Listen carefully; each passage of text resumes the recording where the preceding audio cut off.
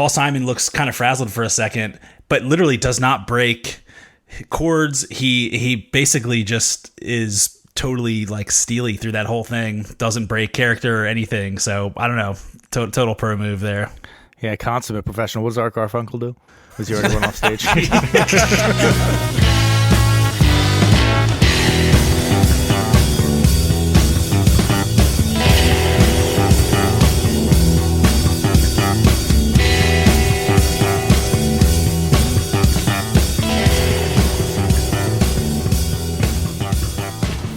Hello and welcome to another episode of 1001 Album Complaints, the show where longtime friends, musicians get together to discuss a randomly selected album from Robert Dimery's book, 1001 Albums You Must Hear Before You Die.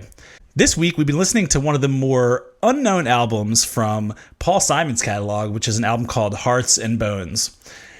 Don't forget, before we get started, if you dig what we're doing, like, subscribe, all that fun stuff. Helps us get seen on the various platforms and make sure our complaints are broadcast far and wide. I should say this is a notable episode because we're joined by a special guest today. That guest is Marty Walsh. Marty's coming to us from Portland, Oregon, and is a longtime friend of the crew, dating all the way back to college.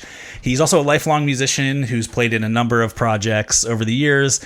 Most recently is the drummer of former Portland psych pop band Fog Father. Let's go around the room and introduce ourselves with a quick tweet-length introduction of this album. Let's go ahead and start with our guest, Marty. So this album is one that I picked up on vinyl at a Goodwill a number of years ago, and as a big Paul Simon fan, I was like, most of the stuff I've heard from this guy growing up, it's all been really good stuff, and this album is a little bit different than all his other solo work. I would say that every song on this album has at least one good thing going on in it, but overall, if you look at the personnel on this, there's about 30 different musicians playing on it. I counted 16 different engineers that participated on this album, as well as 4 different producers. And so I think the result is that the album kind of is disjointed. It sounds like almost like every track was recorded at a different place and at a different time. And so it's just kind of different than all his other stuff. For instance, like Graceland is very cohesive. His self-titled solo album, his first one, Paul Simon, very cohesive. This one's just a little bit different, and so I'd say start with those ones, and if you love Paul Simon, you'll end up getting into this one.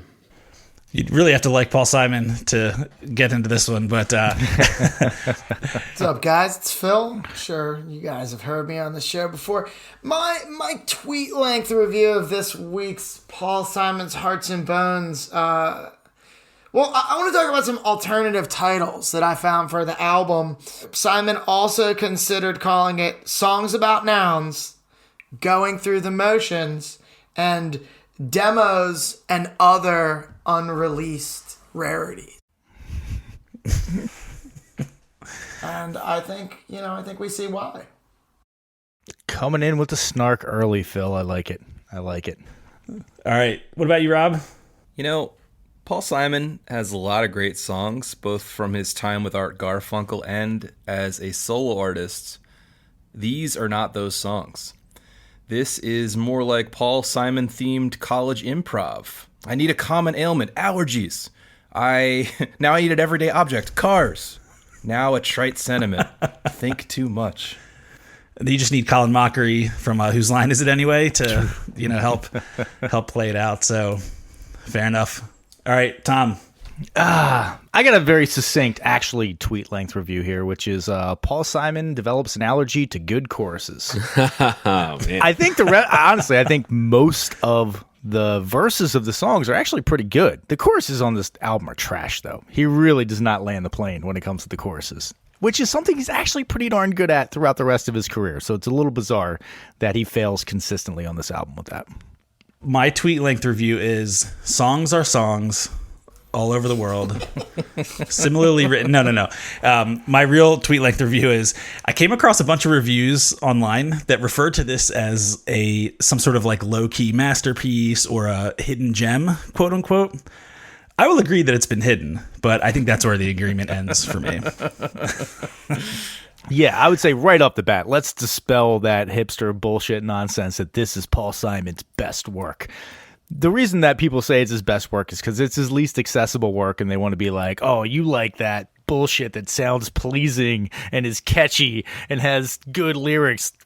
I like the stuff that's hard to like, and that's why it's the best album. Fuck that. This is not his best work. I could believe someone really genuinely deeply likes this album. I could even have my arm twisted into believing that this is your individual person's favorite Paul Simon album.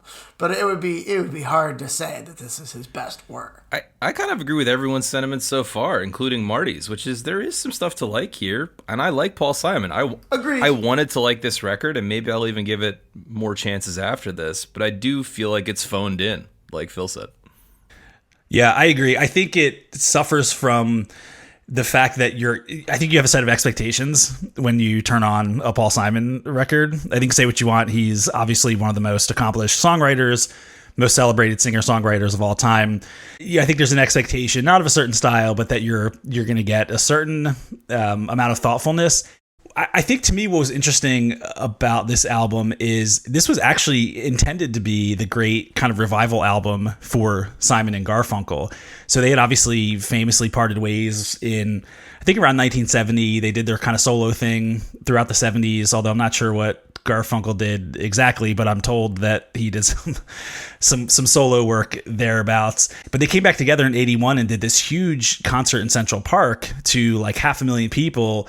And so they ended up actually doing a world tour right after this concert. And so this was supposed to be the big, comeback for Simon and Garfunkel.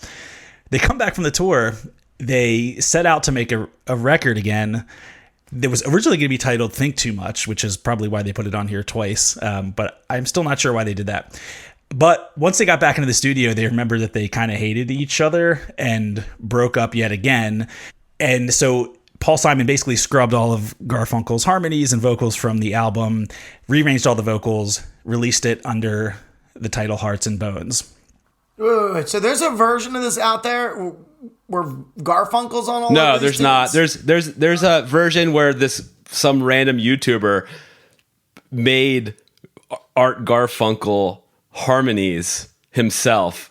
But it's hard to imagine any song on this album with Art Garfunkel on it. And Alan, kind of alluding to what you're saying, there's an interview around the time this album came out with both Paul Simon and Art Garfunkel separately talking about it. And you can clearly hear Paul Simon's disdain for Art Garfunkel, saying that, put a harmony on it, and Art Garfunkel would put a harmony on it, and Paul Simon would say, well, that's not the right harmony. And Art Garfunkel's commentary was basically, do you remember the song Bridge Over Troubled Water? That was me that made that song. I elevated your song, Paul, and I did the same with the songs you gave me for Hearts and Bones. Let's get it out of the way right now. Art Garfunkel's a fucking hack. Oh, it's true. As stated by the fact that there's a guy on YouTube who's just like, I could just do the Art Garfunkel harmonies. It could have been fucking anybody doing the Art Garfunkel harmonies. And also, not anybody could have been Paul Simon. Like, if you guys ever want to go to have the most boring podcast episode ever, do one of Art Garfunkel's solo albums. There'll be nothing to talk about. Wait, does he even write songs, or does he just cover other people's songs? He has. I think he has a little bit of both. A little bit, about half and half on his solo work. And I've tried. I'm like, it can't be. I'm like, there's got to be some gems in here, and there's not. Yeah, it's funny. I don't know that I'd call him a hack, but I think the idea of Simon and Garfunkel as a concept suggests that it's equal parts, right? Mm-hmm. That it's not just Paul Simon and sometimes this other guy. And when you watch him on stage, I watched some of the clips from that Central Park show back in 81, and it's just awkward. He's just standing there. I mean, he's singing at times, obviously, but Paul's playing all the music and Garfunkel's just standing there with his hands in his pocket, just sometimes singing. And it's like, does he really need to be out front here? But I guess he does. He did contribute a lot to the specific sound from that era, I suppose. And also he looks good on an album cover standing next to Paul Simon. Sure. Oh yeah, they have like an Ernie and Bert thing going on. Yeah, Yeah, because he's like 9 inches taller than Paul Simon. right. This was sort of an interesting transition point in his career. So this was actually released in 1983. As you can sort of deduce from our conversation so far, it was not a commercial success. Oh, I thought you were going to say you could tell it was released in 1983 by all of the fucking production values on this. Right. Just scream Yeah, the synths, 1980s. the synths and the vocoder and that kind of stuff. The obvious Yeah. cribbing of the Andy Summers guitar sound. Right. Although I think some of that was Nile Rodgers, but we can talk about that later. But yeah, I think there was some duplication there. What's funny though is Garfunkel clearly felt like the fact that this didn't sell was because he wasn't on it. One of the quotes I came across was, "Too bad Paul didn't let me roll on Hearts and Bones. I guess he'd rather sell 500,000 copies of his own album than 15 million Simon and Garfunkel records." Oh, damn. Yeah. So kind of fighting words there. Well, Paul really, luckily he was vindicated 3 years later when Graceland came out, right? Yeah, I would say so. I would say he was vindicated. All right, let's get into some of the tunes here. Let's pick back up on Miola prog solo. That's where I was going to go immediately. That is the only redeeming quality of this song. Is that solo? It's good. It is good. It is good. Because Yeah. Is that Al Di Meola? It is. Yeah. It is. Because that is probably the most unexpected moment. I wish I could recapture that had recaptured that on any of the other tracks, but listening to this, the first track on the album, I'm just kind of breezing along. It's super chill. Paul Simon, it's kind of in the background of my work. And then this ripping solo comes in. I'm like, what is going on right now? Like, it definitely makes you perk up your ears. And I thought of guys like Al Di Meola or McLaughlin, and went and looked it up, and lo and behold, yeah. So it's pretty awesome. It's jarring, but it's awesome. Right.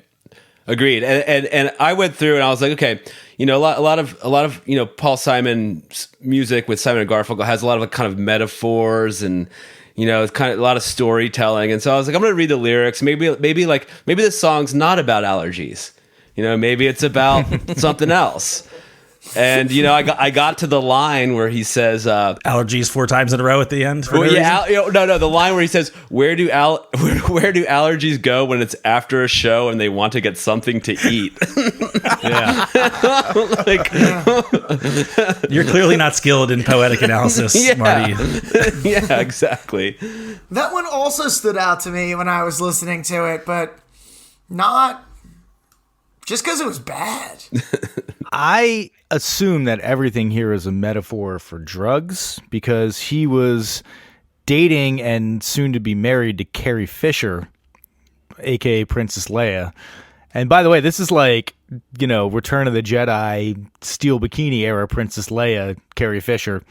But apparently she had a raging drug problem at the time. And so I got to imagine that he was also dabbling in lots and lots and lots of chemical substances. But also, it's probably not that. It's probably just about his sniffles. Yeah. When I heard this, my literal thought was I should write a song about eczema because sometimes I get eczema on my hands and just ladies, they make my skin irritated. Right. I don't think that would fly. Or write a song about like gluten intolerance. Celiac. They could sell it in Whole Foods. Bread, pizza, pasta. There's this drug called Skyrizi, and they have a commercial that's like nothing is everything. Oh, that song! I walk around singing that song banger, all dude. the time. That's everywhere. Yeah, yeah, man. They've already reprised that it. They song. got a Actually, country could have been version. on this album, and it wouldn't. Nothing is everything. Yeah, Yeah. Dude. Track 11. Nothing is everything. Good Lord. This song caused me to write down the note that if I didn't speak English, I would like this song a lot better. I mean, to me, this just really feels like, and honestly, it happens on a couple of tunes on this record. It feels like a writing prompt. It feels like he's sort of just trying to shake loose of his old habits, which would bear serious fruit, in 2 years. You're right. It was the early '80s. If you look at some of the albums that came out around the same time, you have U2 and the Police and the Talking Heads, and you have all this new technology. And so when it starts out, you hear a everybody's using vocoder it, and a synth, and you hear a drum machine. You're like, all right, he's kind of hanging with what's going on around him. But then it kind of just doesn't go anywhere. But then they also hit those drum fills are the 80st of the 80s that I've ever heard. It is the like so electric 80s. drums. The snare sound that rolls on the left side is pretty rough. Yeah. I have a note here that I think you guys will get a kick out of, which is I personally would not release this song. and not have it be the first song on the album. You're like a new listener. You're like, okay, you start I off. hadn't really considered the guitar solo. Like if I recorded this song and it was my guitar solo, but I was stuck with the rest of the song, how would I feel? Right. It is a killer solo, and it bummed me out that Al Di Meola I don't think is found anywhere else on this record. Then I kind of got pumped briefly. But also, Al Di Meola, if you go through his 80s albums, I had the opportunity to see Al Di Meola live once, maybe about 10 years ago, and I have never seen anyone on stage that was having more fun than his conga player. Oh, okay. I think you're saying more than him. So the same guy that did those 30-minute Widespread Panic percussion solos. And it's such a kind of boring, like I don't suffer from allergies, I have before, but like it's not a big deal, it's not that big of a deal. They even incorporate the tritone in here, so the devil's interval to give it that little darkness. Yeah, I will say I did think at least he's like going for something here. It's a little different. It's non-traditional. I'll give him, kind of A for effort to do something a little different, but it was, it's not a literal A. I'd give him like a C for effort. Expression. No, great, but grading the record on a curve, I think, is what you're trying to say. I think this is one of the better songs on the record. It's just still not a strong song. Correct. Yeah, I did think the outro riff was kind of hot, but that's kind of all it was. Okay. Let's move on to the next song on our... Part of it is great. The production's great. The classic Paul Simon, lots of chord changes, just great storytelling. I don't know. This song kind of moves me. I agree with you, Marty. I think, like, I heard this song. This is the second track on the record. So, like, after the allergies, I was like, oh, maybe this is, like, headed in a great direction. Like, you definitely see not only, like, where he's going with Graceland, but, like, where he's coming from, right? With some of, like, his immediately post-Simon and Garfunkel stuff. Yeah, I totally agree. I also, like, if I wrote this song, this would be the best song I've ever written, right? So like this song is great, right? Yeah, like, of course. Yeah. What if you had written allergies? Where would that fall in your... I honestly, like, I feel like you would be like, I don't think we should be doing this one. I think this one's just not that good, right? Like, I don't think it would leave the band room. You guys would be like, you got to work on the lyrics or something. That would be the feedback. It's just placeholder. So I agree that Hearts and Bones is the best song on the record. And particularly the lyrics, to me, actually achieve what Paul Simon is kind of known for and good at. This sort of metaphorical, sort of impressionistic painting thing. My complaint about the song and what makes it feel a little watered down, and I can't be the only person that felt this, is it sounds like 3 years later, he looked at this song and said, I should try reworking that, making it better, and then wrote Graceland. Yeah. I kind of get that. Yeah, I never thought of that until now, but yeah. Well, it's funny because my note for this song is that I feel like he took like 9 different old Paul Simon songs and cut them all up and just smashed them together into this one song because it is evocative of so much old Paul Simon stuff. But you're right that ooh in Graceland where he says losing love is like a window in your ooh. Oh yeah, it has a totally. Yeah. Specifically, what gave me this really strong sense memory, and we should drop it in here, is at the 48-second mark in this song. He says something like "traveling together." Yeah, Traveling Companion. And it sounds exactly like Traveling Companion. But both of those, this song and that song, are both about Carrie Fisher, though. So definitely, that is his traveling companion. That's true. I'm just saying it's a little. I admit that the criticism might come off a little strange because I'm saying it's weighed down by his future work, so it's both a little unfair and like completely fair in the catalog, right? A song he would write later would be more successful than this one, and therefore I hold it against this one. It's like, how dare you make me like Graceland slightly? Yeah, you know, Well, it's one thing if you're going to reprise a song, right? If you're going to bring it forward to another album and put a different spin on it, but just totally acknowledge that it's the same song. But I think to rework it as a I know of at least one other time a famous artist has done this. The Tom Petty song "Mary Jane's Last Dance" is the Tom Petty song "You're So Bad." It's as if Tom Petty was like, "You're So Bad" wasn't famous enough. I'm gonna write new lyrics to this song, and he did. It's like it's like the Monster Mash guy who just like released like Monster Mash like 20 times with the different lyrics. Exactly. Well, I was going to say, it's funny because also the Red Hot Chili Peppers apparently took that torch and ran with it and wrote that song Danny California, which is just Mary Jane's Last Dance, but about a girl from California instead of a girl from Indiana. What's funny is you could be talking about any one of like 30 Chili Peppers songs and they would all sound the same. I'm not sure which one you're even referring to. Also, the song "Hearts and Bones" could not be improved upon by Art Garfunkel. There's no way. It's funny that you mentioned that because he this was one of the songs that he was going to be on, and I think that Paul Simon had to rework this song because he didn't like the vocals that Garfunkel was trying to lay down, and in fact, after he basically gave Garfunkel the boot off this album, according to Garfunkel, Paul Simon called him and said, "Hey, I'm scrubbing your vocals from the album. Oh, and I'm marrying Carrie Fisher next week. Do you want to come?" And then according to Garfunkel, he said, "I guess I was supposed to conclude that Paul is just the cutest guy I know." Oh yeah, I saw that. Yeah, that's These funny. guys fucking hated each other. Oh yeah, it's great.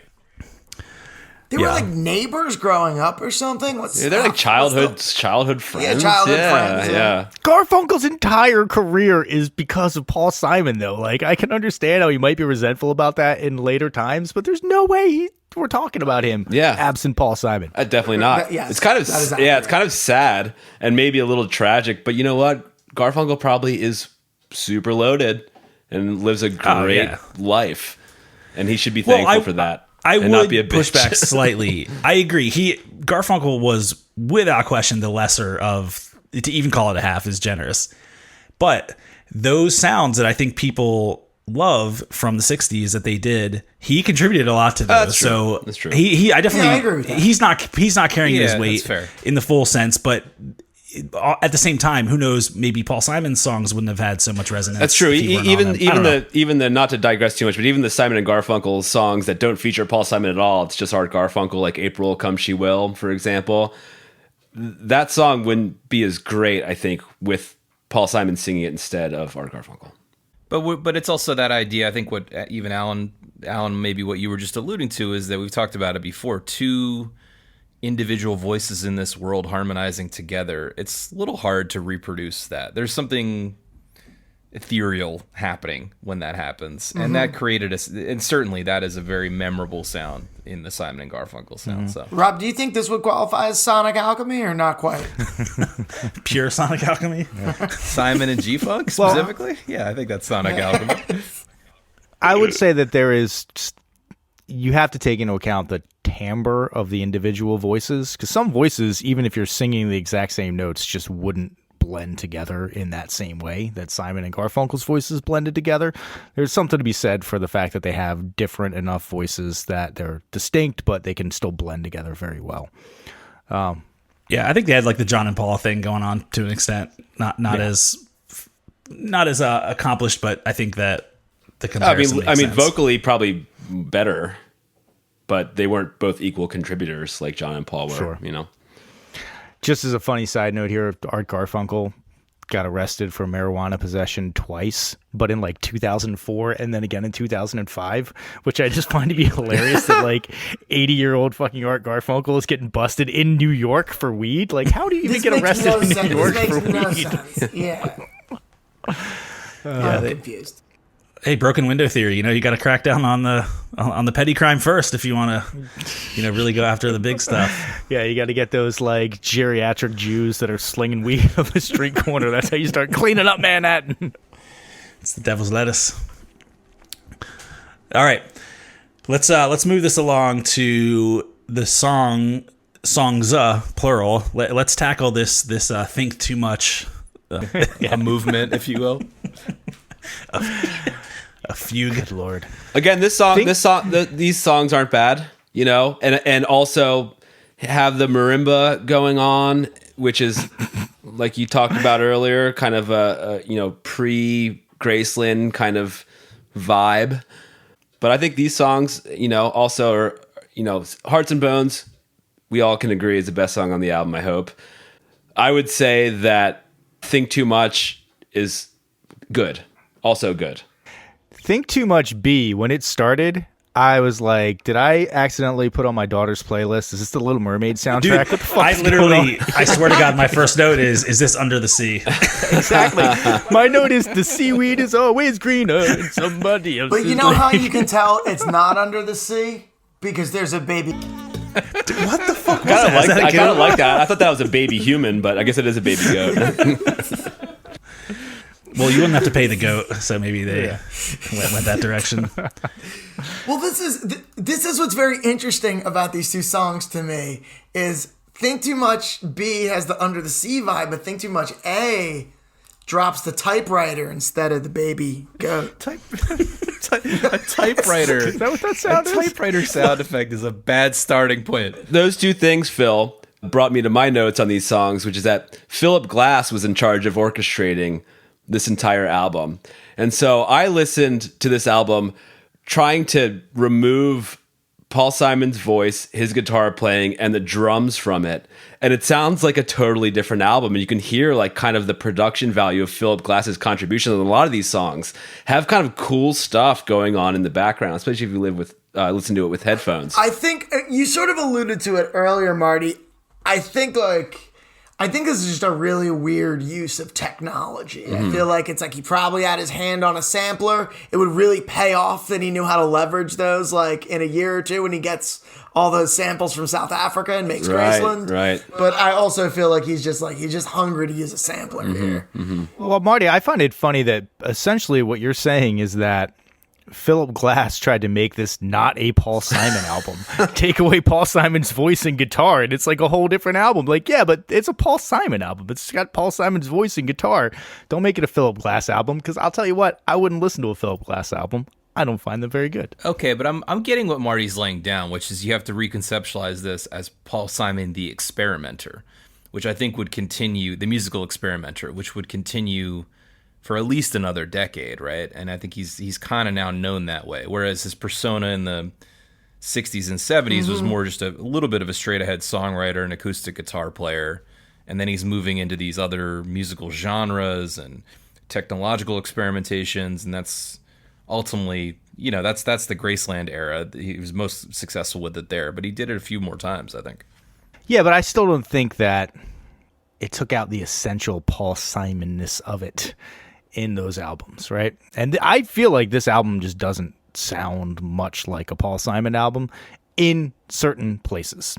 The song that I think is just so quintessentially Paul Simon, and I actually kind of like, and I'd been listening to before this album, is that Renee and Georgette Magritte with their dog after the war.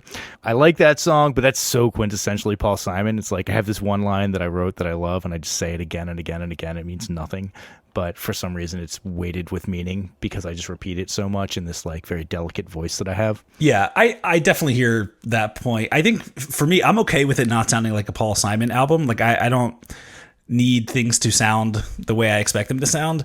What I struggled with was that his like core competency, I guess, for lack of a better word, is his songwriting. He is a songwriter through and through.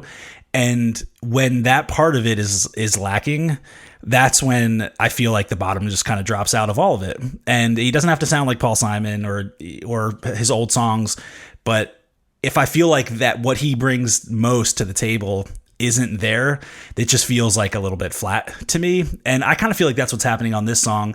But Marty, I do agree, like it's sort of like a potentially less than the sum of its parts situation where there's a lot. I mean, there's great production. There's great musicianship. I mean, I think there's a lot of cool pockets of things happening. It's just it doesn't all hang together for me. And I also think Can someone explain to me why this is an obvious question? Why is Think Too Much B before Think Too Much A? Is there? Yeah, that's weird. Have a reason for that? Don't think too much about it, Alan. Don't think too much about it. Yeah. Yeah, your brain is kind of taking a seat behind your face right now. Yeah. God. I mean, again, like Paul Simon has that, we've talked about with Bob Dylan, that ability to like have a bunch of nonsense lines and then he kind of gets you with that sucker punch of like, oh, poignant. And a lot of these songs were just missing that poignant line that I was like, oh yeah, you brought it all back together with that one, Paul. You took me on a journey. Nah, a lot of these are just dumb. And my only note is that he should have thought more about the chorus.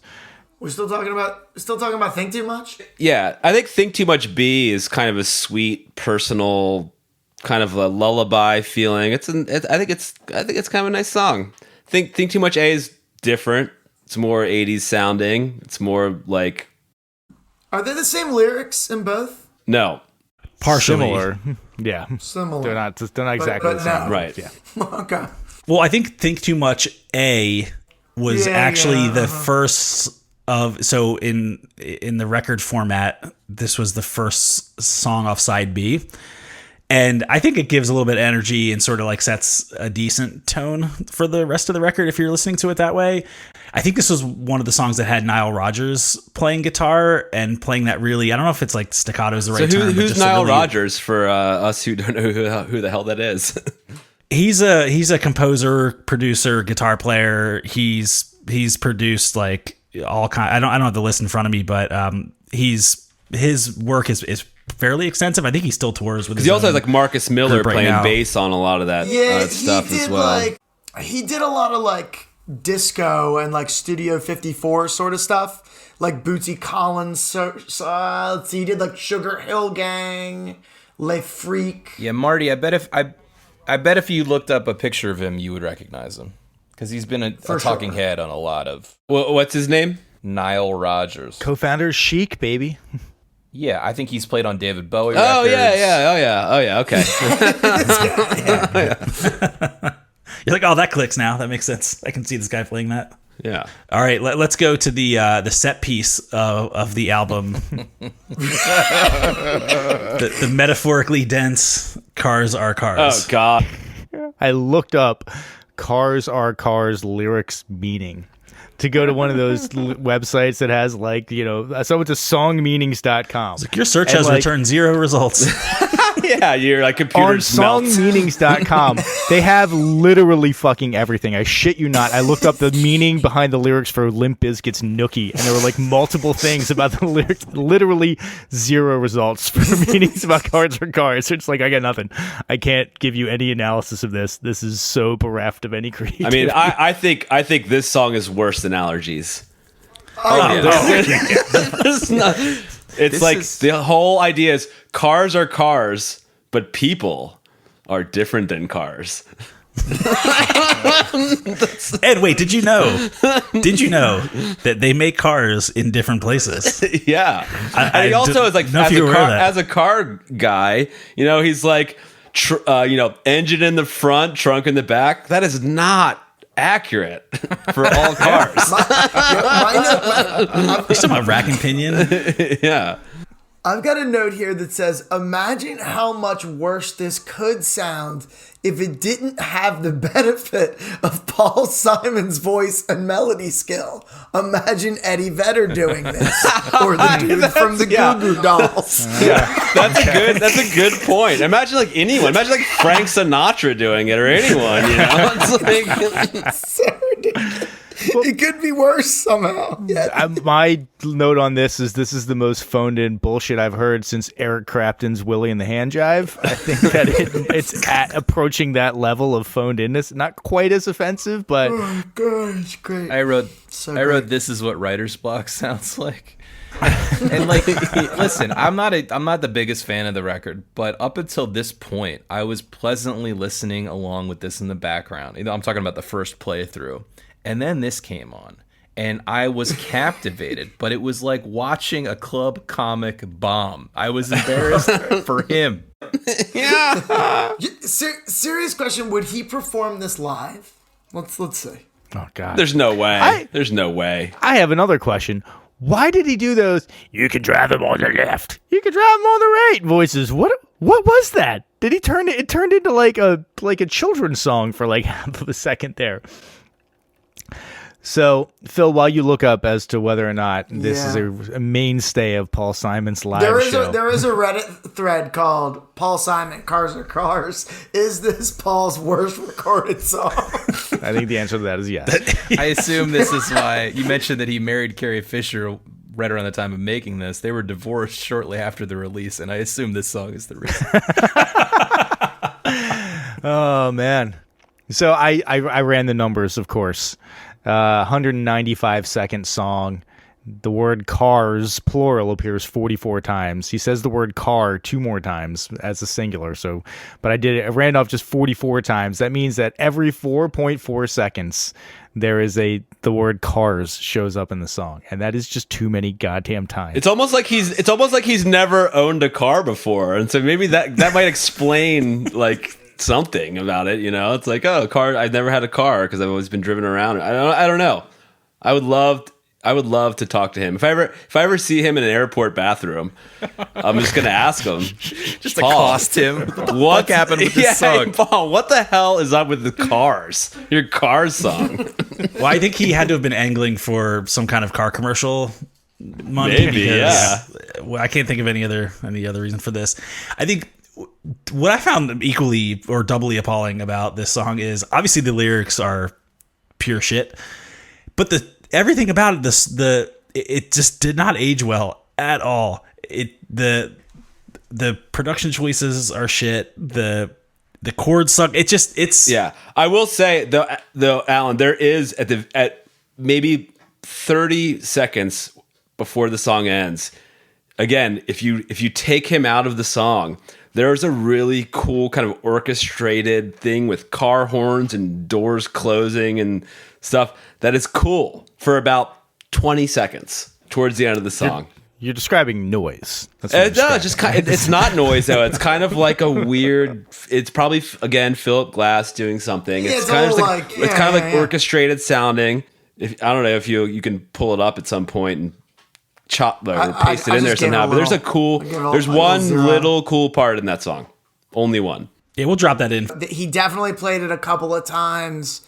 In 83, there's a couple of live versions on YouTube, including at least one with Art Garfunkel. Oh, God. Oh God. Wait, when was that? August 22nd, 1983, in Vancouver with Art Garfunkel. Maybe that was the final straw of their relationship. Hey, Paul, you should have thought just a little more about this one. Oh. Yeah. That's. I mean, that's just a bad song. Okay. All right, let's bring it on home with our last track, the late. More classic Paul Simon kind of storytelling, tells a story of Johnny Ace, John Kennedy, John Lennon.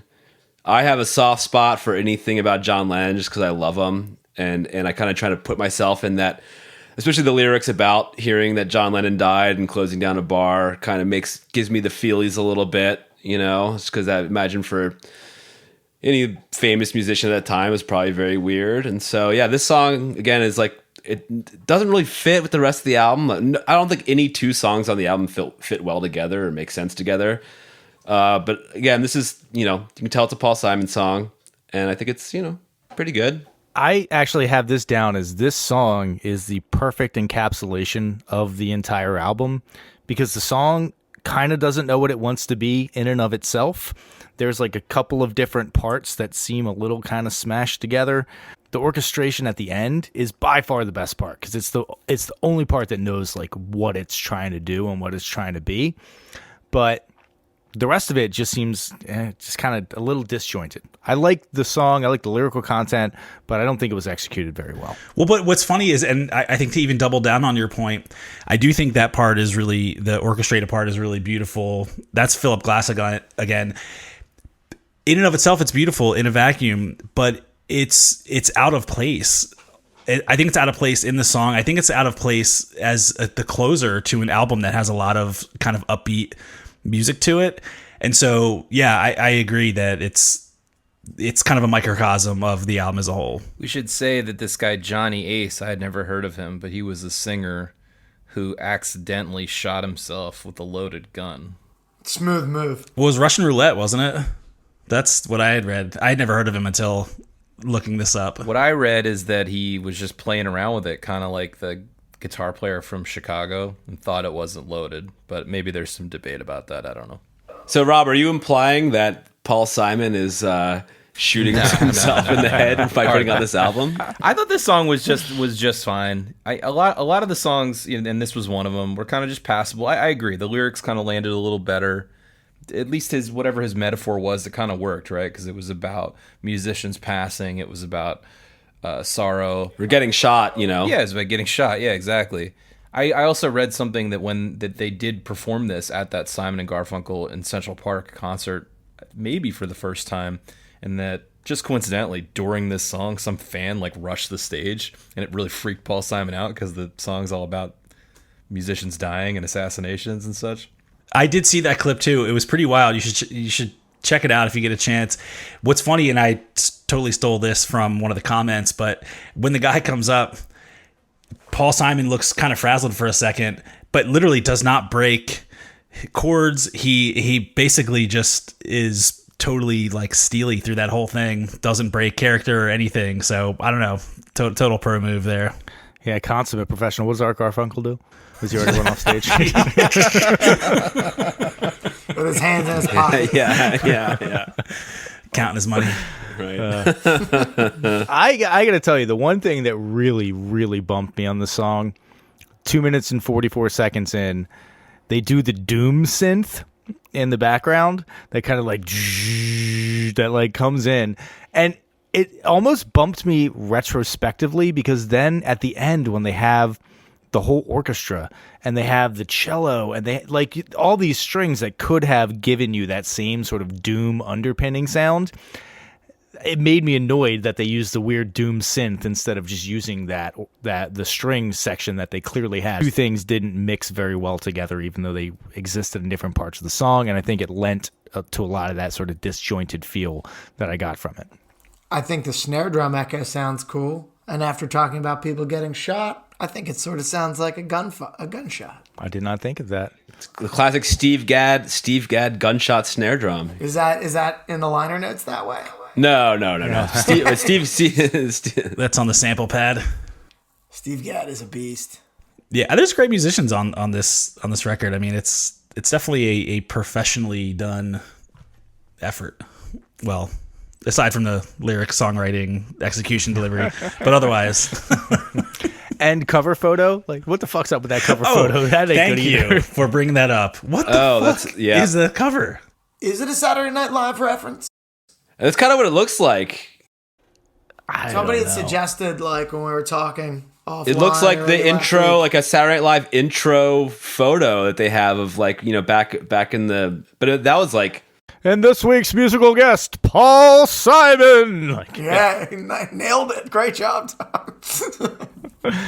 But he's not a particularly striking figure. That doesn't mean he shouldn't put himself on his album covers, but he's got this like Jerry Seinfeld kind of look going on with the tie and then the weird 80s font. It's just, it's cringy. There's a picture of Paul Simon I've seen where it's probably like post Graceland, where he's like wasted and he's like sitting between like two gorgeous models, and they're like, 6'1", and it's just funny. It's just a funny picture because he's wasted. Like, well, that's funny because there's one of the covers from one of the Art Garfunkel albums is Art Garfunkel sitting between two models, which is a ripoff of that Leonard Cohen Ladies Man album.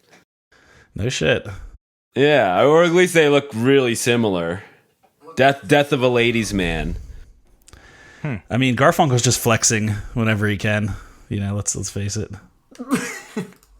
I think I like Garfunkel's style here. Like his approach. But yeah, the album Breakaway. Yeah, it's like a, Art Garfunkel getting kissed on the cheek with one lady and another lady lighting a cigarette on the other one. Yeah, okay. Yeah, the picture of Paul Simon doesn't look nearly as sober Shocking. All right. Well, I think I know which direction this is going to go, but as a matter of formality, the time has come to render a verdict on whether or not this belongs on the list and whether you should listen to this album before you die. Let's kick it around the room. Let's start with you, Marty. Does this belong on the list? I think so. I mean, the list is 1,000 albums. I guarantee you there's at least 100 albums on that list that I dislike more than this one. So yes, it belongs. Good thing Marty's vote doesn't count, so. It's a ceremonial vote. All right. Phil, what do you think? Yeah, so Marty, I like your logic, but I'm going to go in the opposite direction. Obviously, Graceland is that's not a top 1,000. That's like a top 10, top 20 record. But I don't think, other than the title track, Hearts and Bones, I don't think there's really something to sink your teeth into here. And without one or two really key items to anchor this, I feel like Hearts and Bones is a pass for me. So that's a no on Hearts and Bones. Before we move on to the next vote, can we just address for a second how Phil says Graceland weirdly? He says Graceland every time. Every time you say Graceland as opposed to Graceland. He says it like like a city. Yeah, like you're saying it's like Newark instead of Newark or something. Lancaster. Yeah. Vineland. Just going to point out, you've been dropping Graceland as Graceland this entire podcast, and I just, missed. Well, funny enough, Paul Simon was born in Newark, New Jersey, so nice close the loop on that one. All right. Rob, what do you think? It's going to be a no for me for a lot of the reasons described. It's too much of a hodgepodge, and I think it represents maybe not a low point in an important artist's career, but definitely a lot of experimentation that didn't really, in my opinion, go anywhere from here. So it's pieces of the past, as we talked about. It's some pieces of what would be his future. I happen to know that his first solo album and Graceland are both also on the list. I find them to be much worthier listens if you're trying to understand what Paul Simon is about as a solo artist. So I think you can safely skip this one. Tom, what say you?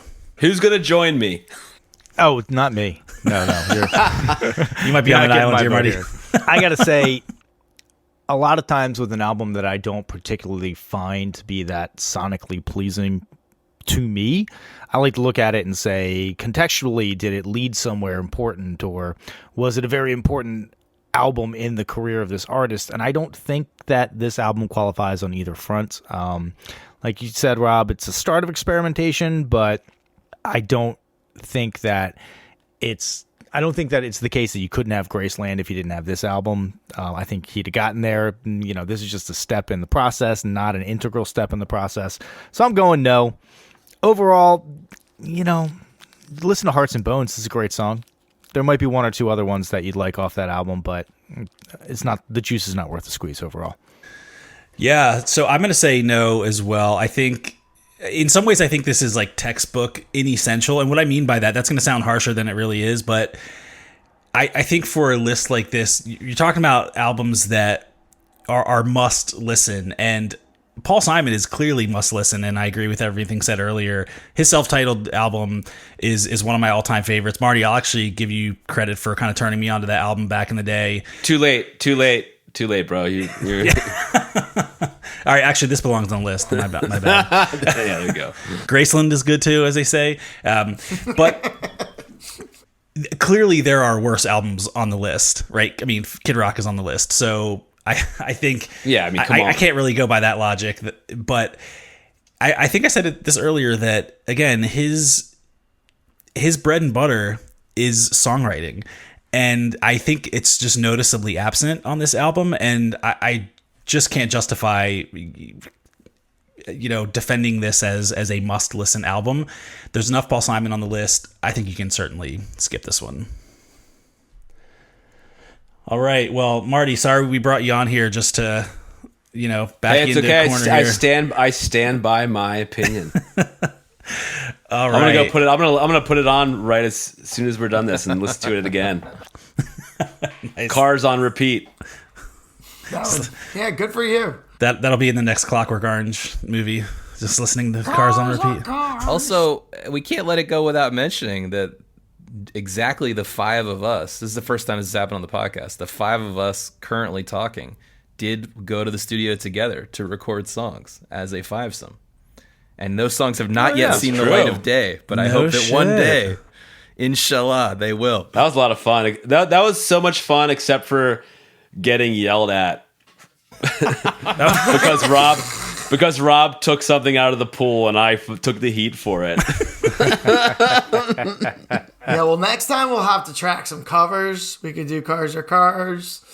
We could do All She Wants to Do Is Dance. I will sign up to go cover Cars as Cars right now. That sounds like a fun time. That'd be a good result of this podcast. Here's a funny story about that recording, though, is the song Janine that was written, that Rob wrote for that. I think you wrote that, right, Rob? Yeah. That Mega now plays somewhat regularly to at least give some life to Oh, wow. these songs. Marty, you came to see us play once, and when you heard that song, you forgot that you even played on that. You were just like, what the fuck is this? Is this like a Dr. Dog cover or something? No, come on. I know that song. No. Yeah, come on. I think it had been so long that I could be thinking of something else, but I don't know. I would have known that. I remember that shit. Well, for the audience, Well- we recorded, I think, 5 tracks. I say we get together in 2023 and record those other 5. Let's do it, boys. Sounds good. Are you going to be back on this side of the ocean? That's right. Yeah, I'm coming back. Nice. They let me back. Well, I owe you all a San They let Francisco you back. visit. Also, one other thing. We're all in the same fantasy football league, and Alan, your team is so bad. Last place, haven't won a game. listen, Come on, do better. You might think concussions are a joke, but it's serious business. All right, I think right. you should really take this a little more seriously, Marty. All right. Well, sorry, Paul, you didn't make the list this time, but I think you're doing okay for yourself. But, dear listener, what do you think? Did we get it right? Did we get it wrong? Let us know at 1001albumcomplaints@gmail.com. If your email is witty enough or dismissive enough, we may put you on the air. So give us what you got. The only thing that remains now is to determine what we're going to spend the next week listening to. So let's kick it over to Tom and fire up that old Albinator. All right. Thank you very much, Alan. Thank you, Marty, for sticking around with us, having a good time here. I got the Albinator ready to go. Let's see if we can get that Art Garfunkel solo work as our next album we're going to listen to. Drum roll, please. Next week we will be listening to... All right. I Never Loved a Man the Way That I Love You by Aretha Franklin. Ooh. That is exciting. That sounds really good. Yeah, that's some heavy hitting business right there. Also had a contentious relationship with Art Garfunkel, from what I remember. Is that right? Yeah. She Aretha was Franklin. always like, your backups are way too busy on this track. Yeah, you've never heard Franklin and Garfunkel? Where have you Franklin been? and Garfunkel are like, yeah, seriously, they redefined the 60s. Come on, guys. Well, that'll be a good one. Looking forward to that one. All right. Well, thanks again, Marty, for joining us. Appreciate your insights. Thanks for having me. I'd love to come back sometime. It was a lot of fun. You got it. All right. And with that, I've been Alan. I've been Phil. I'm Rob. I've been Tom. And I've been Marty. Boosh.